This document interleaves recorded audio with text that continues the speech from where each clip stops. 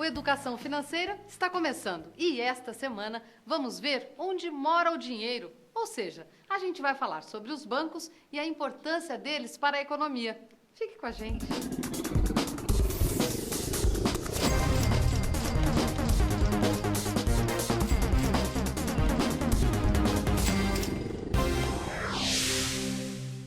Quando se fala em bancos, qual é a primeira coisa que vem à cabeça? Dinheiro, é claro. Isso porque os bancos nasceram como a casa do dinheiro, ou melhor dizendo, o hotel do dinheiro. É, porque os bancos foram criados com essa função: hospedar os bens de valor das pessoas até elas realmente precisarem deles. Você sabia que os primeiros bancos foram criados antes mesmo da invenção do próprio dinheiro? É isso mesmo, já na época em que só se praticava o escambo, as trocas de mercadorias, era possível guardar produtos em locais como templos. Ou seja, lugares que as pessoas consideravam seguros e confiáveis.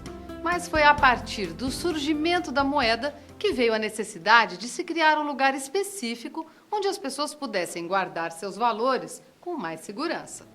Isso se tornou necessário porque antigamente as moedas de metal eram muito pesadas e era bastante perigoso carregá-las por aí, pois havia sempre o risco de se topar com algum ladrão de plantão. Foi assim que na Idade Média surgiram as casas de custódia, as tataravós dos bancos de hoje. E você sabe quem eram os principais donos das casas de custódia na Idade Média?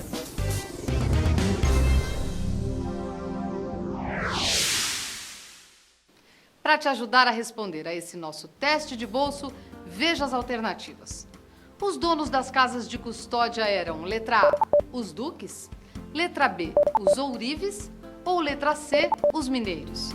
Responda ao nosso teste de bolso, mas fique de olho no tempo que já está acabando. Na era medieval, as pessoas podiam guardar suas preciosas moedas nas casas de custódia. A quem você acha que pertenciam essas casas? Aos duques, aos ourives ou aos mineiros? Muito bem, o tempo já acabou. E como dizem, tempo é dinheiro. Então vamos logo à resposta do nosso teste de bolso. Fique sabendo que os donos das casas de custódia normalmente eram os ourives, que na Idade Média eram os artesãos que trabalhavam com metais nobres. Esses primeiros banqueiros foram muito espertos e desde cedo passaram a oferecer não só a custódia de valores, mas também operações de câmbio e de empréstimo. E é claro que, assim como nos bancos modernos, eles já cobravam lá suas taxas por esses serviços. Nas casas de custódia era possível depositar ouro e prata, levando como garantia recibos de depósito em papel. Dessa forma, os mercadores europeus podiam transportar por aí grandes somas de uma forma mais cômoda e segura. Uma coisa muito importante sobre os recibos emitidos pelas casas de custódia é que eles possuíam o que chamamos de lastro integral. Isso significa que a quantidade de ouro e prata descrita nos recibos realmente existia. Dessa forma, qualquer pessoa podia mesmo fazer o resgate de todo o ouro e prata que estavam depositados em seu nome. Bastava apresentar o comprovante de depósito. As pessoas tinham bastante confiança nas casas de custódia. Em muitos países, essa confiança era tanta que permitiu que os recibos de depósito emitidos por elas circulassem normalmente no comércio, de uma forma muito parecida com dinheiro. Nos lugares onde eram aceitos, as pessoas passaram então a chamar esses recibos de moeda-papel. Ao longo do tempo, os donos das casas de custódia perceberam que nem todo mundo convertia seus recibos de depósito de uma só vez. Sempre sobrava um pouco de ouro e prata que ficava ali guardado, esperando novos resgates. Viram então que seria possível emprestar esses valores a outras pessoas sem prejudicar os verdadeiros donos dos metais. E, claro, cobrariam por isso. E você sabe como eles fizeram para tornar esse tipo de serviço possível? Emitiram mais certificados do que a quantidade real de metais preciosos guardada em seus cofres. Assim estava criada a base do papel moeda, o dinheiro como nós conhecemos hoje. Foi a confiança dos comerciantes e da comunidade nos custodiantes que permitiu o surgimento dessa operação, que era muito lucrativa e, por isso, possibilitava a concessão dos empréstimos.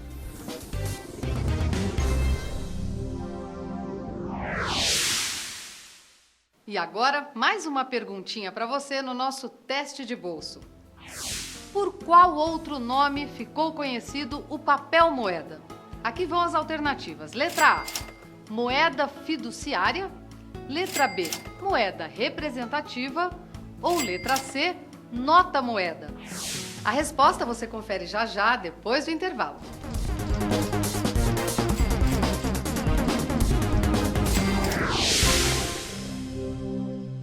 Antes do intervalo, nós perguntamos a você por qual outro nome também ficou conhecido o papel moeda. Letra A, moeda fiduciária. Letra B, moeda representativa. Ou letra C, nota moeda. Vamos agora à resposta do nosso teste. O papel moeda, que é o dinheiro impresso em forma de cédulas, também ficou conhecido como moeda fiduciária. Uma moeda cujo valor se baseia na confiança que se tem em quem a emite. Como você já deve ter percebido, da Idade Média ao século XXI, as pessoas não mudaram muito o seu relacionamento com os bancos. Tanto naquela época quanto agora, elas continuam procurando essas instituições basicamente por dois motivos: depositar ou sacar seu dinheiro.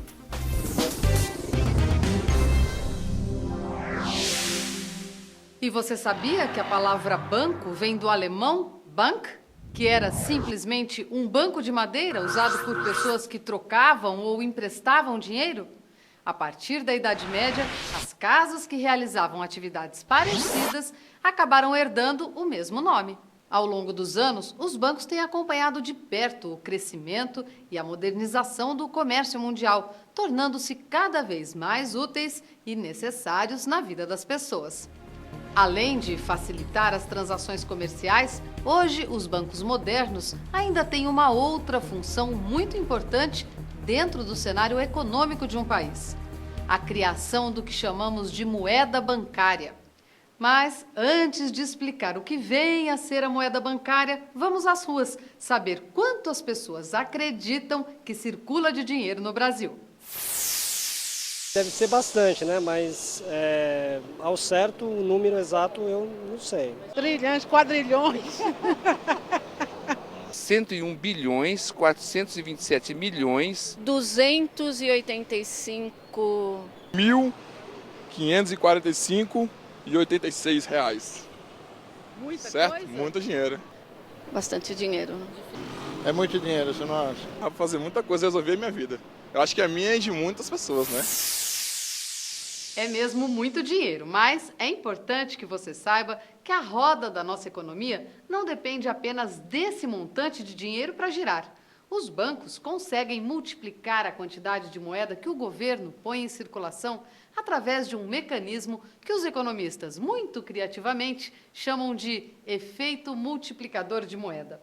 Para matar nossa curiosidade, fomos conversar com a economista Tércia Rocha. O efeito multiplicador da moeda acontece dentro de um círculo de atividades que faz o sistema financeiro funcionar. Por exemplo, uma pessoa deposita R$100 como depósito em conta corrente num banco. O banco é obrigado, por norma do Banco Central, a recolher 40% desse dinheiro na forma de depósito compulsório.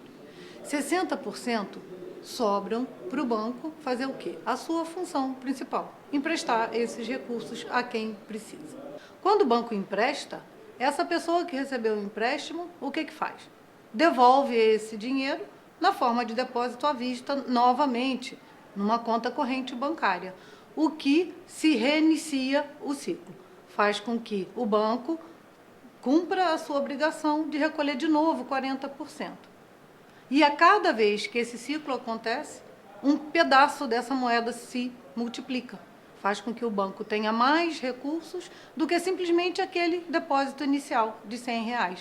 A isso se chama multiplicador monetário. Essa é uma das ferramentas que o Banco Central usa para manter o sistema financeiro saudável, a economia funcionando de um jeito suficiente para os seus negócios. A gente vê aí que os bancos são mesmo muito importantes para todo mundo, já que eles ajudam a injetar mais dinheiro no mercado brasileiro. Dinheiro que as pessoas vão usar para consumir, mas também para criar novos negócios e empregos, o que no final ajuda a impulsionar toda a economia do país.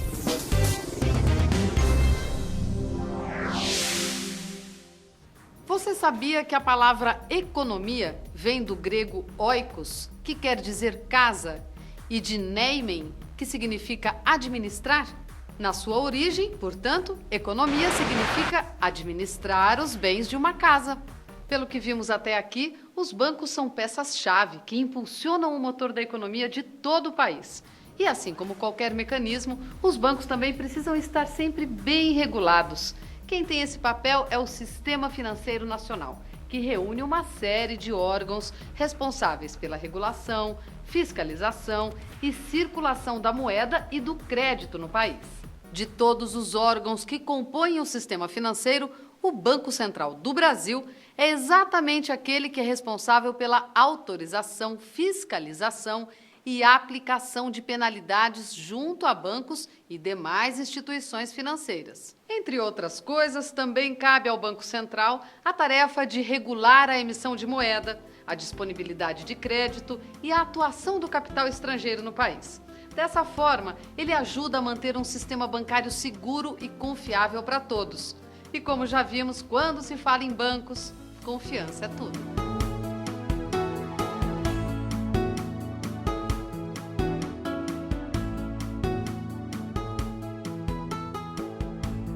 Nosso encontro dessa semana está chegando ao fim. Neste programa, você ficou sabendo um pouco sobre a história e a importância dos bancos na nossa vida. E você já sabe, o Educação Financeira é um programa que acredita que conhecer bem o mundo do dinheiro ajuda a melhorar a qualidade de vida das pessoas. Se você quiser continuar aprendendo ainda mais, não deixe de visitar nossa página na internet. Um abraço e até semana que vem.